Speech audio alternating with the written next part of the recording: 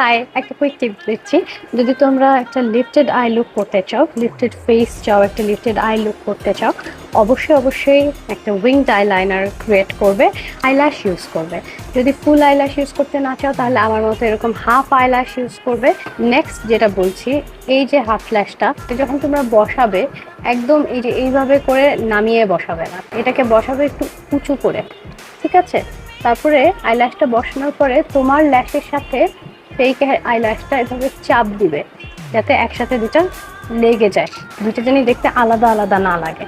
তারপরে এই যে আইলাইনার নিয়ে নেবে, আইলাইনার নেওয়ার পরে ব্যান্ডের উপর দিয়ে একটা দিবে, আইলাইনার দিবে, আর ভিতরে যে জায়গাটা ফাঁকা রয়ে গেছে ওই জায়গাটাও ফিল আপ করে দিবে। আমি যদি একদম আমার ল্যাশ লাইন অনুযায়ী আইল্যাশটা পরতাম তাহলে আমার চোখটা একটু নিচু লাগতো, মানে ডোই আইটা লাগতো। আমি যখন হচ্ছে সাইরেন আই লুক করেছি, I wanted it to be lifted, you know.